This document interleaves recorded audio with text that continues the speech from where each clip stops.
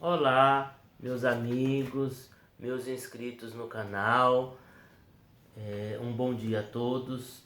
Dando continuidade às indicações de livros a respeito da cultura afro-brasileira, esse livro que eu vou indicar agora é a sexta indicação de livros para a gente entender a nossa cultura.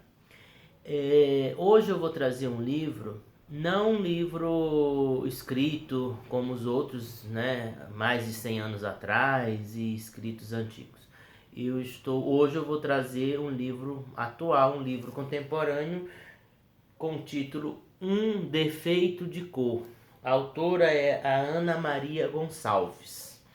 Então, esse é um livro, esse é a sexta indicação de livro. Se vocês forem aqui no canal, nos vídeos abaixo, vocês verão outros livros com outras indicações, né?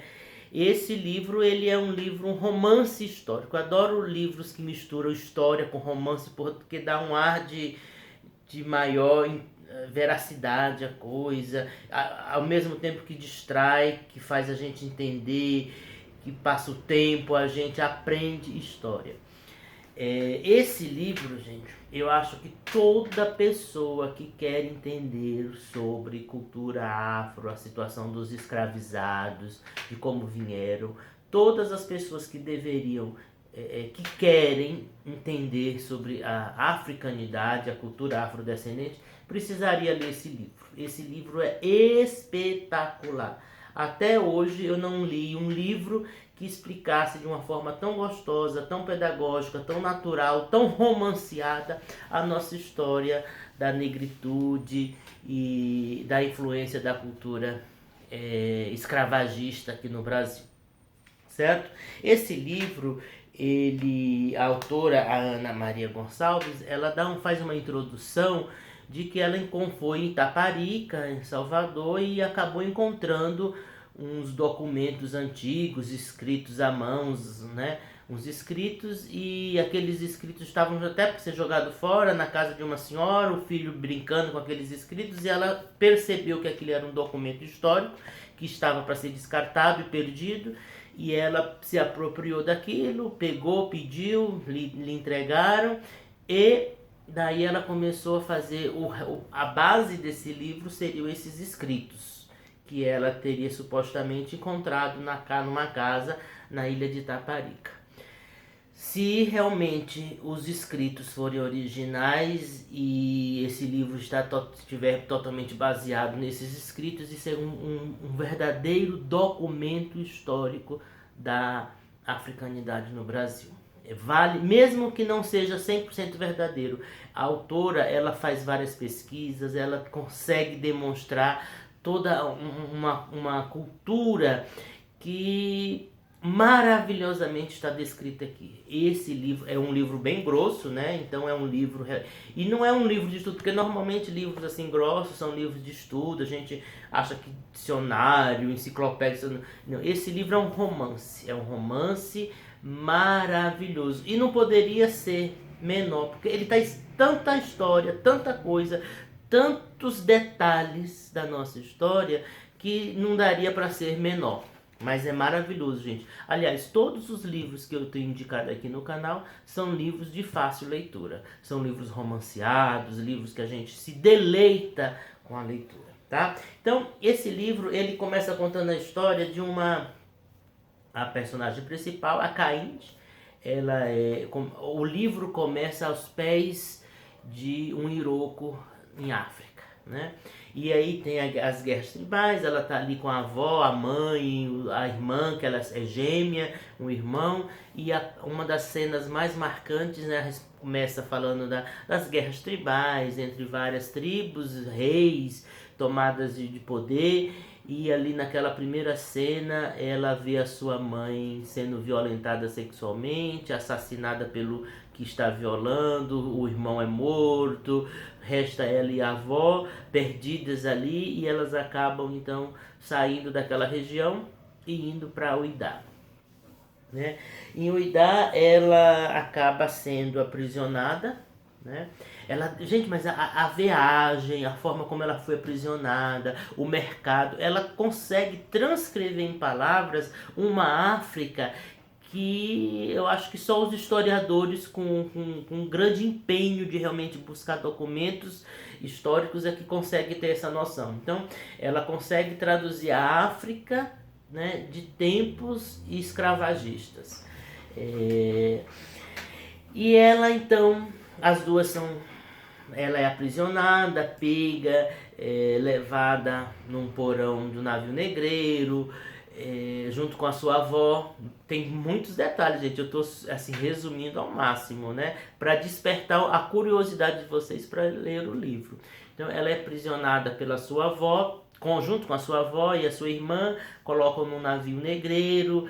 E ela descreve a situação do navio negreiro, a situação do ambiente insalubre daquele lugar, daquele porão, as mortes, o que vai acontecendo. Realmente assim, é rico de detalhes, rico de detalhes. E eu realmente acredito que tenha sido assim, porque depois eu vou trazer outras leituras de outros livros escritos por escravos e que realmente coincidem os relatos dos porões de navio negreiro que tem aqui, coincide com os outros livros que eu li. Então, realmente, a gente tem a percepção de que tudo isso que está sendo aqui foi realmente registrado de uma forma para tentar manter a maior fidelidade ao contexto do porão do navio. O certo é que a sua avó morre no caminho, a irmã morre no caminho e só a Caínde chega ao Brasil, né? E quando ela chega no Brasil, chega em Salvador, a forma como ela foge do batismo, né?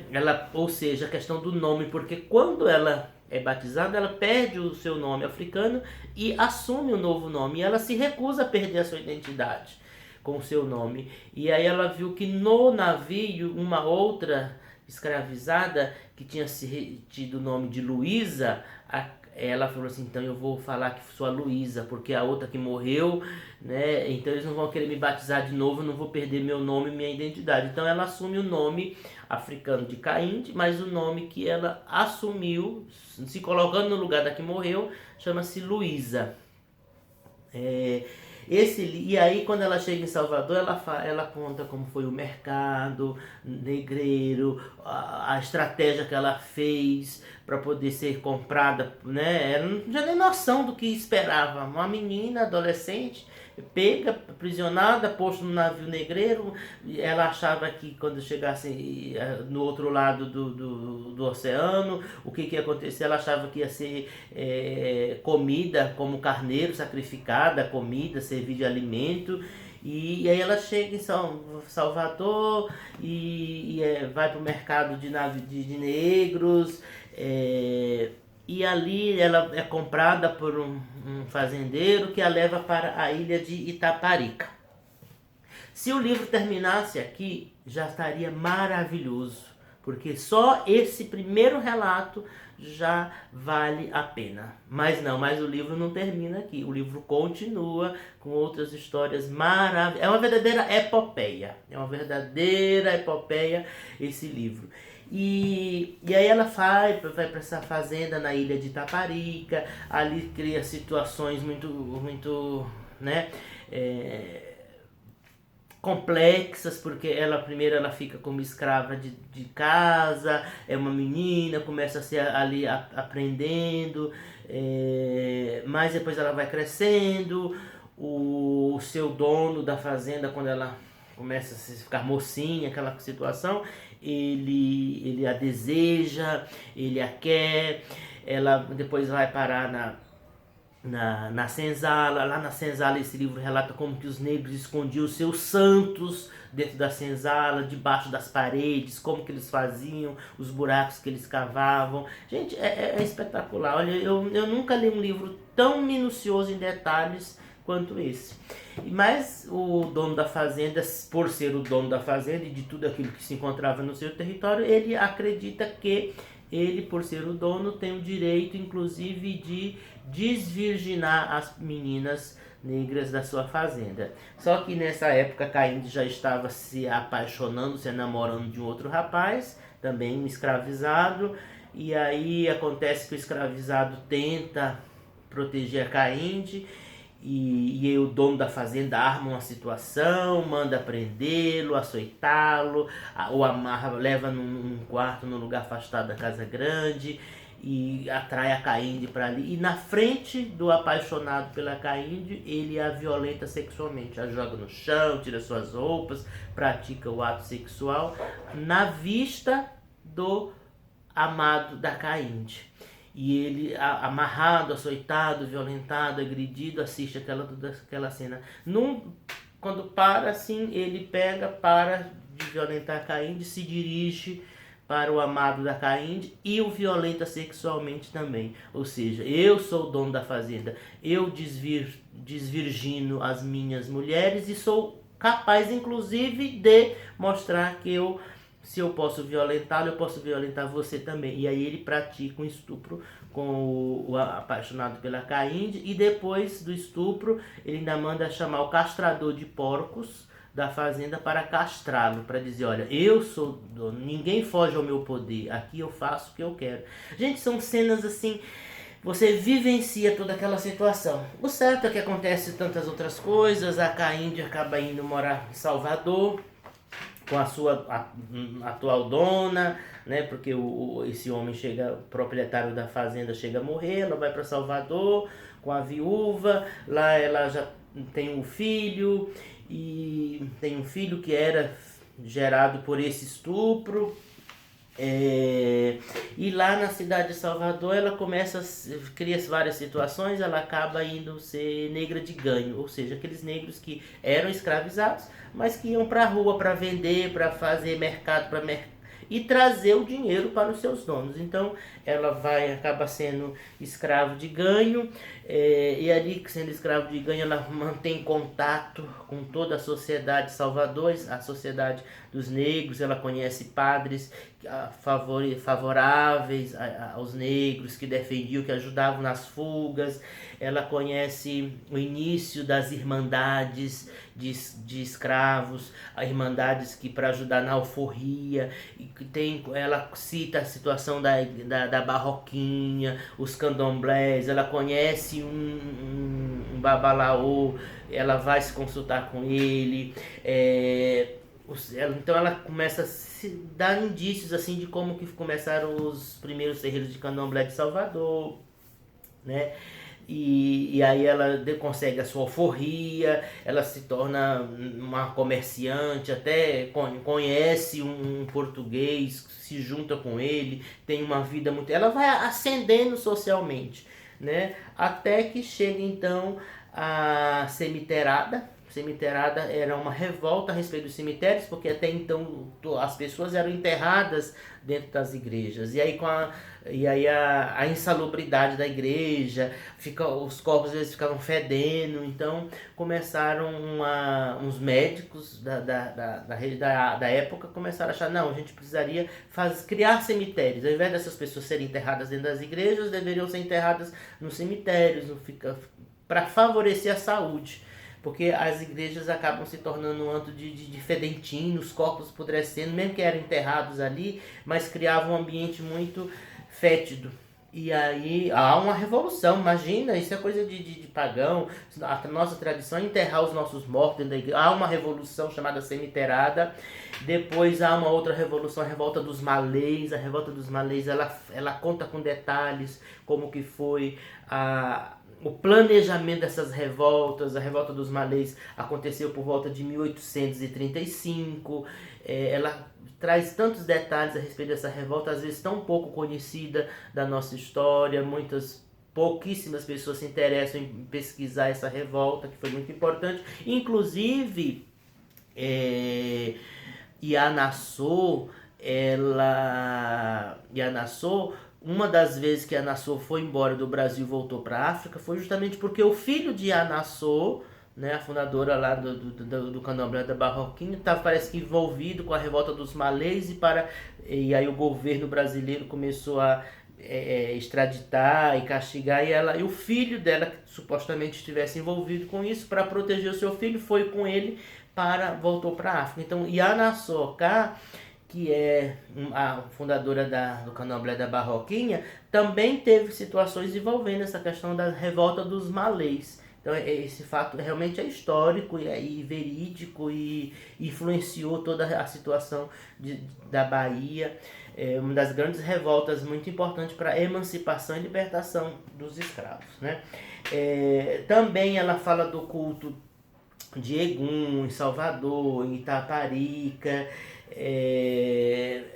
Ela se junta com o português, né, tem uma vida social um pouco maior. Só que com tudo isso, ela precisa, depois da revolta dos malês, que ela participou, a Caínde, e ela precisa então fugir de Salvador. Ela vai até para São Luís do Maranhão. Lá em São Luís do Maranhão ela participa da fundação do Querebetã de São Madonna, que era uma casa de Gege, fundada em São Luís do Maranhão por uma rainha africana. Depois ela retorna para Salvador, ela vai ali para o região do Recôncavo, ela é iniciada numa casa de Gege, ali ela conta a situação da fundação da Irmandade, da Boa Morte, como que aconteceram as primeiras coisas. Eu sei que aí, quando ela está nessa casa de Gege para ser iniciada, o pai do seu filho, esse português com quem ela se juntou e teve um segundo filho, ele vende o próprio filho como escravo. E aí ela fica desesperada. Aí aparece que a história toma um outro percurso, né? Toma um outro percurso. E aí ela vai à procura desesperada daquele filho, e aí ela vai para o Rio de Janeiro, porque supostamente ele teria sido vendido lá no Rio de Janeiro. No Rio de Janeiro ela tem pistas de que ele poderia ter ido para São Paulo, então ela vem até São Paulo em procura do filho, e ela vai e a autora conta detalhes da região do Rio de Janeiro. Ela toca no assunto dos capoeiras no Rio de Janeiro, que é um assunto que mais tarde, posteriormente, em um outro vídeo eu vou falar sobre isso. Ela fala da pobreza de São Paulo, da migração, do comércio. Gente, é espetacular, espetacular esse livro, né? Depois ela volta para Salvador, e de Salvador ela decide ir para a África, né? Ela vai para a África. No caminho ela conhece um comerciante europeu, depois se junta com ele, né? Forma uma família, tem outros filhos lá em África, se torna uma grande comerciante também em África, empresária no ramo de construção de casas da Bahia, ou seja, porque quando ela volta para a África, há muitos outros retornados. Então lá há uma grande distinção. Aqueles que voltaram, eles já não se sentem mais africanos, assim, eles se sentem superiores, eles chamam os outros africanos de os selvagens. Então, em própria África, ela tem a comunidade dos retornados, naqueles que vieram de Salvador, e cada vez que vem um navio do Brasil para a África, eles se juntam ali no porto para ver se conhece alguém, trazer notícias. Então, existe uma comunidade dos retornados que não querem se misturar e que querem manter a cultura brasileira lá, reinventam a festa do Bonfim em África. É maravilhoso, é espetacular. E aí depois ela se casa com esse comerciante europeu, tem 2 filhos, os filhos casam e ela volta depois, e ela decide voltar para o Brasil à procura desse filho que foi vendido pelo pai português. E aí ela morre no caminho, ela já estava cega, uma amiga que estava ali escrevendo, ela ditando e a outra escrevendo. A Caínde, inclusive, era alfabetizada, sabia ler, sabia escrever, porque ela, quando era criança, a filha do seu dono era alfabetizada, ela participava das aulas, então ela acabou aprendendo, né? E aqui está mais uma indicação. Não vou contar o final da história, que é para atiçar a curiosidade e vocês lerem. Gente, tudo isso que eu falei aqui é mínimo diante da maravilhosa e exuberante descrição de detalhes que o livro traz. Vale a pena ler, vale a pena. É um livro grosso, em princípio assusta, mas não assusta não. Quando você começa a folhear, a gente, né? E eu quero terminar com um provérbio africano que diz assim: o hoje é o irmão mais velho do amanhã. Ou seja, esse provérbio quer dizer o seguinte: para a gente entender o hoje, a gente tem que ver o ontem, ou seja, o tempo, né? É como se fosse um irmão do outro. O hoje é o irmão mais velho do amanhã.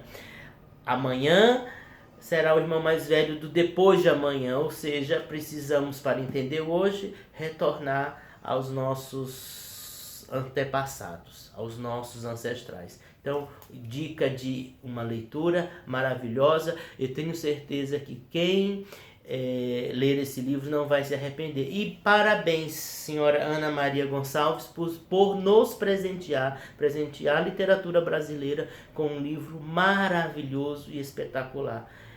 Que os orixás todos lhe abençoem. O meu axé, muito obrigado pela atenção.